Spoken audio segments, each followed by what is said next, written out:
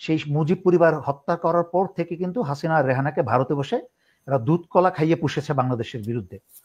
এবং এদেরকে যদি আজকে দুধ কলা খাইয়ে পুষে যদি বাংলাদেশের বিরুদ্ধে নিয়োগ করেছে, এত বছর বাংলাদেশে এত ক্ষতি করেছে, এখানে যদি ভারত শেষ মুহূর্তে যদি হাসিনাকে প্রোটেকশন না দেয়, তাহলে বাংলাদেশে আর কোনো দ্বিতীয় ব্যক্তিকে বাংলাদেশের বিরুদ্ধে দেশদ্রোহ হিসেবে হাসিনার জায়গায় আরেকটা তৈরি করা যাবে না, আরেকটা হাসিনা, আরেকটা অসভ্য পুরুষ বা নারীকে তৈরি করা যাবে না। ভারতের এবং স্বৈরাচারী শেখ হাসিনার পুরো যে অবকাঠামোটা সেটা অটুট থাকে, যার কারণেই কিন্তু আজকে প্রধান উপদেষ্টা প্রফেসর ইউনূস বিশ্ববরেণ্য ব্যক্তি হওয়ার পরেও কিন্তু উন্মুক্ত প্রমাণিত সমগ্র জাতির সামনে আন্তর্জাতিকভাবে প্রমাণিত যত আয়নাঘরের খুনি আছে, ডিজিএফ এর প্রধানরা এবং চোর বদমাশ গুন্ডা সকল লেভেলের ক্রিমিনালরা কিন্তু যার যার জায়গায় বসে আছে। ওই মগবাজারের মসজিদ রোডে ভোট কেন্দ্রে ঢুকে দেখি প্রিজাইডিং অফিসার সুদ্ধা সিল মারছে ধানের শীষে, কানের উপরে চর মেরে চেয়ার থেকে ফেলে দিয়েছিলাম। একই সাথে আমাদের ওয়্যারলেসের খবর আসছে যে আমাদের ইউনিটেরই 30 বাংলার আরেক অফিসার লেফটেন্যান্ট, সে কার্জন হলের ভোট কেন্দ্রে সে এক প্রফেসরকে থাপ্পড় মেরে ফেলে দিয়েছে। এই ছিল সেনাবাহিনীর চরিত্র, দেশপ্রেমী। হাসনাত যা বলেছে সেটা কিন্তু বিনা মেঘে বজ্রপাত নয়। যদি এমন হতো যে হাসনাত যা বলেছে তার সাথে এই গত 5ই আগস্ট থেকে এই পর্যন্ত যা কিছু হয়েছে বা চলছে তার সাথে কোনো প্রাসঙ্গিকতা নেই বা প্রাসঙ্গিক না, তাহলে হয়তো সন্দেহ জাগতো যে কোনো নাটক কিনা। হাসনাত যা বলেছে তার প্রতিটা কথার সাথে কিন্তু সকল কিছু সম্পর্ক আছে। যেমন আমি এই জন্য বলছি মানুষ যেন গা ভাসিয়ে না দেয়, কারণ বিএনপি সকালে এক কথা বলে, দুপুরে এক কথা বলে, বিকালে এক কথা বলে। মুনাফিকির চরম সীমায় বিএনপি, এবং বিএনপি জনগণের কাছ থেকে সকল আস্থা হারিয়ে ফেলেছে ইতিমধ্যে। সুতরাং বিএনপি কি বললো না বললো সেটা নিয়ে আমি সময় নষ্ট করতে চাই না কথা বলে, কারণ বিএনপি নিজেদেরই কোনো ভিত্তি নেই। তো আমি বলছি যে দেখেন, এই সেনাপ্রধান গত 16 বছর কিন্তু এই সেনাপ্রধান বিভিন্ন র্যাঙ্কে এবং স্বৈরাচারী শেখ হাসিনার আত্মীয় হয়ে বিভিন্ন র্যাঙ্কে সুবিধা নিয়ে কিন্তু আজকে এই পর্যায়ে আসছেন। আল্লাহ ওনাকে 5ই আগস্ট উনি তুলে দিয়েছেন না, আমি সেটাই বলতে যাচ্ছি, ব্যাখ্যা করছি। উনি একটা হচ্ছে আপনি দান খয়রাত করবেন, নিজের ইচ্ছা নিজের মন থেকে আপনি দান খয়রাত করেছেন। আর একটা হচ্ছে আপনি বাধ্য হয়ে ঠেকায় পড়ে দান খয়রাত করেছেন। তার চেয়েও খারাপ অবস্থা হচ্ছে আপনার মাথায় কেউ পিস্তল ধরেছে যে আপনাকে মানুষ লোক দেখানোর জন্য দান খয়রাতটা করতে হবে। সুতরাং বিষয় কি ভিন্ন রকম না? স্বেচ্ছায় দান খয়রাত আর বিপদে পড়ে ঠেকায় পড়ে দান খয়রাত, দুটো তো এক জিনিস নয়। যদি উনি সত্যিকার অর্থেই, তারপর আমি যেদিকে যাচ্ছিলাম এই কথাটা বলে নিই, তাহলে আবার খেয়ে হারিয়ে ফেলবো। সোজা কথা হচ্ছে যে 16 বছরে ওনার বিভিন্ন ভূমিকার কথা যদি বাদেই দিই, শুধু 5ই আগস্ট থেকে ধরি, কি করে ছাত্রদের এই বিপ্লবকে ছিনিয়ে নিয়ে আসিফ নজরুলকে দিয়ে তড়িঘড়ি করে সরকার গঠন করা 2-3টা ছাত্র নেতাকে নিয়ে সংবিধানের অধীনে, কোনো কিছুই কিন্তু পরিকল্পনার বাইরে হয়নি। আপনাকে বুঝতে হবে বিপ্লব মানে হচ্ছে সবকিছুই মানে জাত অবস্থা, কোনো কিছুই শৃঙ্খলার মধ্যে না, কোনো কিছুই নিয়ন্ত্রণের মধ্যে না, সেটার নাম হচ্ছে বিপ্লব। কেউ কারোর কথা শুনছে না, কি হচ্ছে কেউ জানে না। তার মাঝখানে অত্যন্ত পরিকল্পিতভাবে যখনই স্বৈরাচারী শেখ হাসিনা একদিকে অজিত দোভালের নির্দেশে সেনাপ্রধান স্বৈরাচারী শেখ হাসিনাকে সেফ এক্সিট দিচ্ছে বাংলাদেশ থেকে, এবং ঠিক তখনই আসিফ নজরুল এই চতুর চালাক শেয়ালটা সে আবার ছাত্র নেতাদেরকে তড়িঘড়ি করে সে পিক আপ করে কি বলে এই বঙ্গভবনের দিকে রওনা দিয়েছে। তো পরবর্তীতে সেনাপ্রধানকে এই যে এত কিছু হলো, বিপ্লবটাকে চুরি করে নিয়ে আসিফ নজরুল একটা সরকার গঠন করলো, সারা বাংলাদেশের জনগণের মাঝখানে একটা প্রশ্ন যে এই যে উদ্ভট এনজিওর একাডেমির যত কি বলে এটাকে উপদেষ্টা এনে বসানো হলো, কারা নিয়োগ দিচ্ছে? সবারই প্রশ্ন। বিশেষ করে যারা আমরা এত বছর ধরে স্বৈরাচারী শেখ হাসিনার বিরুদ্ধে মিডিয়া যুদ্ধ করছি, যেখানে মোটামুটি প্রায় খবরই রাখি, সেখানে আমরাও জানেন এই নিয়োগটা কে দিচ্ছে। আপনিও এর সাথে ইনভলভ ছিলেন, আপনারও একই প্রশ্ন ছিল। সো এবং বরাবরই কিন্তু সেনাপ্রধান ওনাকে প্রশ্ন করা যখন করা হয়েছে এই নিয়োগগুলা কারা দিচ্ছে, আমি নাম কারো বলবো না কে, বাট আমি জানি ওনাকে প্রশ্ন করা হয়েছে অনেকবার যে এই নিয়োগগুলো কে দিচ্ছে। উনি সরাসরি একবার দুইবার না বহুবার এটাকে প্রত্যাখ্যান করেছেন যে কারা নিয়োগ দিচ্ছে আমি জানি না, আমাকে জিজ্ঞেস করে কোনো নিয়োগ দেওয়া হচ্ছে না, যেটা সম্পূর্ণ ভিত্তিহীন। এই নিয়োগের গুরুত্বপূর্ণ পদগুলা কিন্তু সেনা প্রধানের ইঙ্গিতেই হয়েছে, ওনার নির্দেশেই হয়েছে।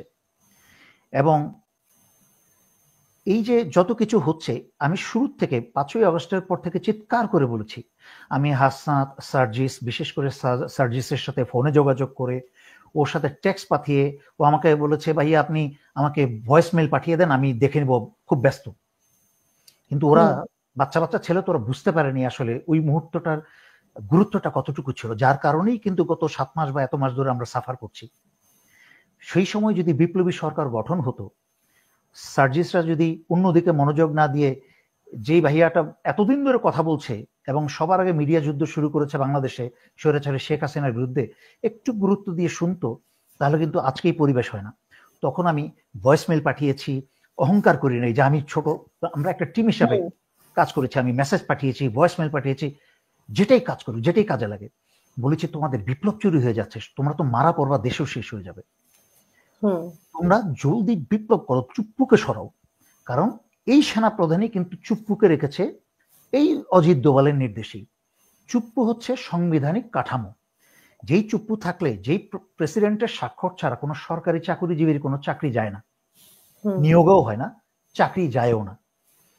ফার্স্ট ক্লাস গ্যাজেটেড অফিসারদের কিন্তু চাকরি খেতে হলে যদি প্রফেসর ইউনুস মাননীয় প্রধান উপদেষ্টা উনি যদি সেনা প্রধানকে বিতাড়িত করতে চায়, চাকরি থেকে বরখাস্ত করতে চায় বা অবসরে পাঠাতে চায়, তাহলে কিন্তু চূড়ান্ত স্বাক্ষরটা লাগবে কিন্তু প্রেসিডেন্টের। ওই অঙ্কটার জন্যই কিন্তু চুপ্পুকে বসিয়ে রাখা হয়েছে ওইখানে, এবং সেনা প্রধান যেন নিজের জায়গায় বসে থাকতে পারেন, এবং সেনা প্রধান নিজের জায়গায় যেন বসে থাকতে পারেন, এটা কিন্তু উনার ব্যক্তিগত ইচ্ছা না, এটা কিন্তু ওই অজিত দোভালের পরিকল্পনা, ভারতের পরিকল্পনা। কারণ সেনা প্রধান নিজের জায়গায় থাকলে পরে ভারতের এবং স্বৈরাচারী শেখ হাসিনার পুরো যে অবকাঠামোটা সেটা অটুট থাকে। যার কারণেই কিন্তু আজকে প্রধান উপদেষ্টা প্রফেসর ইউনুস বিশ্ববরেণ্য ব্যক্তি হওয়ার পরেও কিন্তু উন্মুক্ত, প্রমাণিত, সমগ্র জাতির সামনে আন্তর্জাতিকভাবে প্রমাণিত যত আয়নাঘরের খুনি আছে, ডিজিএফ এর প্রধানরা এবং চোর, বদমাশ, গুন্ডা, সকল লেভেলের ক্রিমিনালরা কিন্তু যার যার জায়গায় বসে আছে এবং তার সেনানিবাসের ভিতরে বসে আছে, সেনানিবাসের ভিতরে বসে আছে। সেনা প্রধানের কোর্সমেট যে সবচেয়ে বড় খুনির মাঝখানে একজন, 2-3 জন বড় খুনির মাঝখানে একজন, লেফটেন্যান্ট জেনারেল আকবর। তো এই লেফটেন্যান্ট আকবর কিন্তু এই 13 লং কোর্সের এই অফিসারগুলো কিন্তু 3 বাহিনী প্রধান কিন্তু তারা এই জেনারেল আকবর এবং আরো বাকি খুনিদেরকে প্রোটেকশন দিয়ে রেখেছে। সেখানে প্রফেসর ইউনুস কিন্তু তাদেরকে বের করে এনে গ্রেপ্তার করতে পারছেন না, বাট ওইটা আলাদা ডিসকাশন। কিন্তু এটা সেনা প্রধানের মাথায় আসছে যে প্রফেসর ইউনুস কোন লাইনে কাজ করেন এটা এখনো কিন্তু বুঝতে পারছে না। আন্তর্জাতিক সমগ্র সমর্থন নিয়ে উনি এমন ভাবে নিয়ে আসছেন, দেখেন জাতিসংঘের মহাসচিবকে কিন্তু নিয়ে আসছে বাংলাদেশে, খেয়াল করে দেখেন, মহাসচিবকে নিয়ে এসে একদিনের জন্য না, সকালে এসে সন্ধ্যায় চলে যান, এই 4 দিন ছিল। হ্যাঁ, যেটা পৃথিবীর কোনো নেতা করে নাই। সেখানে গিয়ে ওই রোহিঙ্গার ক্যাম্পের মাঝখানে মতো একটা ঝুঁকিপূর্ণ জায়গায় গিয়ে প্রফেসর ইউনুস কিন্তু ওই 84-85 বছর বয়সে কিন্তু ভয় পায় নাই, গোটারেসও কিন্তু ভয় পায় নাই এই বয়সে। দুইজন কিন্তু ওইখানে গিয়ে লাখ মানুষের সাথে বসে খেয়ে আসছে, এটা কিন্তু একটা বিরাট বড় ব্যাপার। শুধু তাই না, যেই ওই জায়গাটা কিন্তু সমস্ত চোর, বদমাশ এবং ওই গাঞ্জাখোর এবং ড্রাগ অ্যাডিক্টের জায়গা, ওইখানে চালানকারী প্লাস ভারতীয় অন্যান্য ক্রিমিনাল তো আছেই। তো সেখান থেকে এইটা করে আসছে। দ্বিতীয়ত ওই কি বলে এটাকে, ওই যে গ্যাবার্টকে নিয়ে এসে ইন্ডিয়া যেটা করলো, প্রপাগান্ডা করলো তুলসী গ্যাবার্টকে নিয়ে, হ্যাঁ তুলসী গ্যাবার্টকে নিয়ে প্রপাগান্ডা করার পরে আমি তো খুব অ্যাক্টিভ ছিলাম টুইটারে এবং সব জায়গায়। তার পরবর্তীতে যখন হোয়াইট হাউসে প্রেস ব্রিফিং হলো, সেই প্রেস ব্রিফিংয়ে ওই ভারতের মলম বিক্রেতার সাংবাদিক কিন্তু প্রশ্ন করেছে ওই সুর তুলেই যে তুলসী গ্যাবার্ট যে এত অভিযোগ করলো, তোমরা প্রফেসর ইউনুসকে সরাবা নাকি, তার বিরুদ্ধে কোনো ব্যবস্থা নেবে নাকি।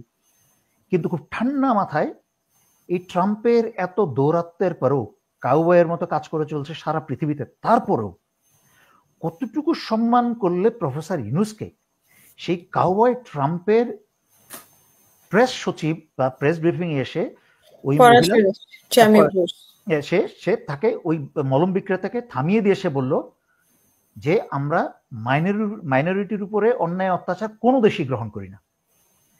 এবং সে লাস্টে কি বলল যে প্রফেসর ইউনূস বাংলাদেশে যেই ব্যবস্থা নিয়েছে, পদক্ষেপ নিয়েছে, সেটা আমরা প্রশংসা করি। একেবারে ওই মোদির মুখের উপর থাপ্পড় মেরে দিল। এটা কিন্তু এখনো কিন্তু আবার একদিক দিয়ে জাতিসংঘের ওই লোকটার নাম ভুলে গেলাম, জাতিসংঘের আরেকজন প্রতিনিধি উচ্চ পর্যায়ের বলে গেছে যে যখন 5ই আগস্টের আগে সেনা প্রধানকে কিন্তু তারা ইতিমধ্যে ওয়ার্নিং দিয়েছে যে তোমরা যদি গুলি চালাও তোমাদের কিন্তু জাতিসংঘের মিশন টিশন সম্বন্ধ হয়ে যাবে। এক্স্যাক্টলি। তো সুতরাং বিষয়টা এমন না যে সেনাপ্রধান দেশকে ভালোবেসে মায়ায় মমতায় আপ্লুত হয়ে সেই দিন গুলি করে নাই। মাইনকা চিপায় পড়ে ওই দিক দিয়ে ভারতের আদেশ পালন করেছে হাসিনাকে পালাতে দেওয়ার জন্য। কারণ হাসিনা হচ্ছে রয়ের অ্যাসেট, এটাকে বুঝতে হবে বাংলাদেশের সাধারণ মানুষকে। হাসিনাকে কেন পালাতে দিল বা রয়ের এত আগ্রহ কেন? কারণ আজকে যদি এই 16 বছর বা তার চেয়ে আগে থেকে হাসিনাকে সেই মুজিব পরিবার হত্যা করার পর থেকে কিন্তু হাসিনা আর রেহানাকে ভারতে বসে এরা দুধ কলা খাইয়ে পুষেছে বাংলাদেশের বিরুদ্ধে। এবং এদেরকে যদি আজকে দুধ কলা খাইয়ে পুষে যদি বাংলাদেশের বিরুদ্ধে নিয়োগ করেছে, এত বছর বাংলাদেশে এত ক্ষতি করেছে, এখানে যদি ভারত শেষ মুহূর্তে যদি হাসিনাকে প্রোটেকশন না দেয়, তাহলে বাংলাদেশে আর কোনো দ্বিতীয় ব্যক্তিকে বাংলাদেশের বিরুদ্ধে দেশদ্রোহ হিসেবে হাসিনার জায়গায় আরেকটা তৈরি করা যাবে না, আরেকটা হাসিনা, আর একটা অসভ্য পুরুষ বা নারীকে তৈরি করা যাবে না। সেই কারণেই ভারত তার নিজস্ব স্বার্থেই হাসিনাকে প্রোটেকশন দিয়েছে। আর সেনাপ্রধান জাস্ট ভারতের আজ্ঞাবহ এবং ওই দিক দিয়ে জাতিসংঘের হুঁশিয়ারি সবকিছু মিলেই কিন্তু উনি মাইনকা চিপা পরেই। আর কারণ আরেকটা জিনিস বুঝতে হবে, মাইনকা চিপাই পরে কাজ করেছে। আর তৃতীয় জিনিসটা বুঝতে হবে, সেনাবাহিনীর যারা দেশপ্রেমিক জুনিয়র লেভেলের অফিসাররা সবাই কিন্তু সেনাপ্রধানকে বলছিল যে আমরা ফায়ার করব না, আমাদের জনগণের উপরে, আমাদের ছেলে মেয়ের উপরে আমরা ফায়ার করব না। চোর বদমাশ গুলা বলছিল, যারা হাসিনার চোর বদমাশ জেনারেল ছিল, তারা কিন্তু বলছিল ফায়ার করতে, কয়েকজন করেছো, তারা এখন বহাল তবিয়তে কিন্তু চাকরিতে আছে সেনানিবাসে, এই জেনারেল ওয়াকারের অধীনেই। এখানে একটা জিনিস বুঝতে হবে, বাকি সেনানিবাসের যারা ভারতের এবং স্বৈরাচারী শেখ হাসিনার ঘুষে যারা অন্ধ হয়ে যায় নাই, মোহতে পাগল হয়ে যায় নাই, তারা কিন্তু বুঝতে পারছিল যেখানে গণভবন গুঁড়া করে দেওয়া হয়েছে, সেখানে সেনানিবাসে এই কি বল ক্ষোভে আক্রোশে যেসব জনতা সারা বাংলাদেশে আগুন জ্বলছিল, তারা সেনানিবাসে প্রবেশ করতে 1 মিনিট চিন্তা করতো না। আর তখন কিন্তু আপনার যদি মনে পড়ে, সেই 4ই আগস্ট রাত্রে বা 4ই আগস্ট তার 1 সপ্তাহ 2 সপ্তাহ কিন্তু আমি কন্টিনিউয়াস লাইভ করছিলাম, দিনে 4টা-5টা করে। আমি যে নির্দেশ দিচ্ছিলাম সেই নির্দেশেই কিন্তু ছাত্ররা পালন করছিল। মূর্তি ভাঙতে বলছিলাম, ছবি ছড়ে ফেলতে বলছিলাম, গণভবন যেতে বলছিলাম, সেই মুহূর্তে যাচ্ছিল এবং ভিডিও পাঠাচ্ছিল, এবং আমি কন্টিনিউয়াস লাইভে ছিলাম। আমি তখন জেনারেল ওয়াকারের উদ্দেশ্যে আমি বলেছিলাম, যদি 24 ঘন্টার মাঝখানে শেখ হাসিনা পদত্যাগ না করে, তাহলে ক্যান্টনমেন্টের ভিতরে কিন্তু সেনানিবাসে আক্রমণ করবে। যখন আপনাদের বউ বাচ্চা নিয়ে যদি জ্বলন্ত গাড়ির ভিতরে জ্বলন্ত কিছু দুর্ঘটনা ঘটে, তার জন্য কিন্তু এই জাতি দায়ী থাকবে না। তখন 13 ঘন্টার মাঝখানে কিন্তু স্বৈরাচারী শেখ হাসিনা পালায়। তার মানে কোনো কিছুই কিন্তু জেনারেল ওয়াকার দেশের ভালোবাসায়, দেশপ্রেমে, প্রফেশনালিজমে করে নেই। কারণ আপনি দেখেন, আল্লাহ ওনাকে একটা বিশাল বড় সুযোগ দিয়েছে যে এই যে 5ই আগস্টের পরে যারা একটু চিন্তাশীল, যারা খবর রাখে, সাধারণ চিন্তাশীল হওয়া লাগবে না, যারা সাধারণ খবর রাখে, তারাও কিন্তু জানতো জেনারেল ওয়াকার শেখ হাসিনার আত্মীয় এবং শেখ হাসিনার কি বলে হালেই ধরবে, ওনার স্বার্থটাই দেখবে। কিন্তু তারপরেও কিন্তু মানুষ একটা অত্যন্ত সহানুভূতির সাথে কিন্তু ওনার প্রতি একটা ভালোবাসা জনগণের এসেছিল। জনগণ কিন্তু ওনাকে একটা সুযোগ দিয়েছিল, এবং ওনার ওই দিনের 5ই আগস্টের পরে একটা বিরাট বড় সুযোগ ছিল ঘুরে দাঁড়ানোর। কিন্তু যে কারণে উনি নিজে অবহেলায়, হেলায় এবং মূর্খতায়, আমি দুঃখজনক হলেও সত্যি যেটা বলবো, যে চুল পাকলেই কিন্তু জ্ঞানী হয় না, বয়স বাড়লেই কিন্তু মানুষের জ্ঞান হয় না, বয়সের সাথে সাথে আনুপাতিক হারে জ্ঞানটাকে অর্জন করতে হয়। আর যেই রাস্তাঘাটে খাবারের অভাবে রাস্তার পাশে ফুটপাতে শুয়ে থাকে, তারও চুল পাকে। ঠিক আছে? আবার বিশ্ববিদ্যালয়ে দেশে বিদেশে অক্সফোর্ডে প্রফেসর মানুষকে শিক্ষা দিয়ে দিয়েও কিন্তু চুল পাকে। সো চুল পাকলেই ওই যে উনি বলেছেন না 40 বছরই চাকরিতে ছিলাম, 40 বছর চাকরিতে অনেকেই থাকে, ঠিক আছে? আবার অনেকেই আরো বিভিন্ন র্যাঙ্কে থাকে। তো সবার 40 বছর চাকরি করলেই বুদ্ধি হয় না। ওনার সুযোগটা আসলেও উনি সুযোগটা হারিয়েছেন, শুধু হারান নাই, উনি পদে পদে প্রমাণ করে এসেছেন দেশে অস্থিতিশীল পরিস্থিতি সৃষ্টি করে। যেমন বিচারিক ক্ষমতা নিয়ে সশস্ত্র বাহিনী মাঠে ছিল, বিশেষ করে সেনাবাহিনী, কিন্তু দিনে দিনে আইন শৃঙ্খলার অবনতি হচ্ছিলই। এটা কেন হচ্ছিল? সশস্ত্র বাহিনী নির্লিপ্ত অবস্থায় সশস্ত্র বাহিনীকে বসিয়ে রেখেছে। আমরা আমাদেরকে যখন বিভিন্ন সময় 1991 96 এবং তার পরবর্তী সময়ও মানে যখনই আমরা দেখেছি যে আর্মি নেমেছে তখন কিন্তু সবকিছু ঠান্ডা হয়ে যায়, এটাই আমাদের 96 নির্বাচনে আমি ওই মগবাজারের মসজিদ রোডে ভোট কেন্দ্রে ঢুকে দেখি প্রিজাইডিং অফিসার সুদ্ধা সিল মারছে ধানের শীষে, কানের উপরে চর মেরে চেয়ার থেকে ফেলে দিয়েছিলাম। একই সাথে আমাদের ওয়্যারলেসের খবর আসছে যে আমাদের ইউনিটেরই 30 বাংলার আরেক অফিসার লেফটেন্যান্ট, সে কার্জন হলের ভোট কেন্দ্রে সে এক প্রফেসরকে থাপ্পড় মেরে ফেলে দিয়েছে। এই ছিল সেনাবাহিনীর চরিত্র, দেশপ্রেমিক। আর এখন ওই মন্ত্রী মিনিস্টার তো বাদ দিলাম, উপজেলা চেয়ারম্যানের পা ধরে বসে থাকে প্রমোশনের জন্য।